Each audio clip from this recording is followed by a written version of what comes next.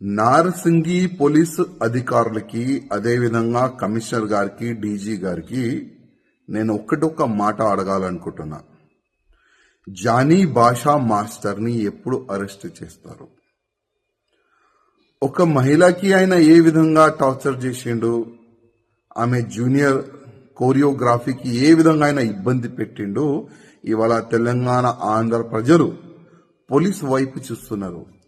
ఎప్పుడు ఆ దొంగకి, ఆ లవ్ జిహాదీకి ఎప్పుడు అరెస్ట్ చేసి నిజాలు బయట పెడతారని తెలంగాణ ఆంధ్ర ప్రజలు ఎదురు చూస్తున్నారు.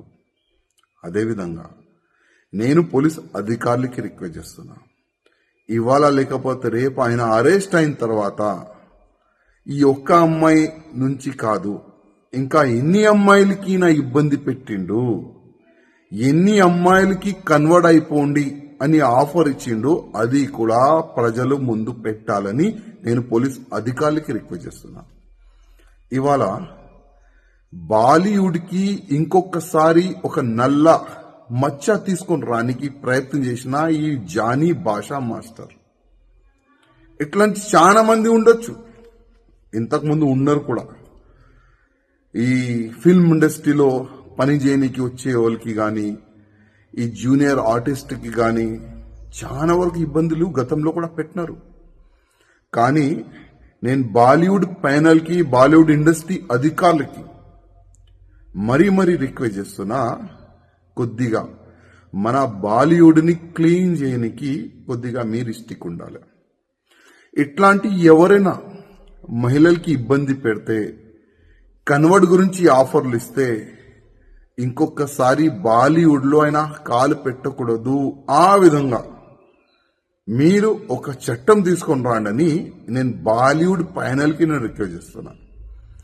ఎందుకంటే ఇవాళ చాలా వరకు ప్రజలు హీరో హీరోయిన్ చూసి వాళ్ళకి ఫాలో అవుతారు, చాలా వరకు ఫ్యాన్స్ ఉంటారు. కానీ ఇట్లాంటి కొంతమంది వల్ల మొత్తం బాలీవుడ్కే చెడ్డ పేరు వస్తుంది. అందుకోసం నేను బాలీవుడ్ ప్యానల్కి రిక్వెస్ట్ చేస్తున్నా, కొద్దిగా మీరు స్టిక్గా యాక్షన్ కూడా తీసుకోవాలని నేను రిక్వెస్ట్ చేస్తున్నా. అదేవిధంగా పోలీస్ అధికారులకి రిక్వెస్ట్ చేస్తున్నా, ఈ జానీ మాస్టర్ ఒకవేళ దొరికితే మీరు ఇంటర్కేషన్ చేయాలి.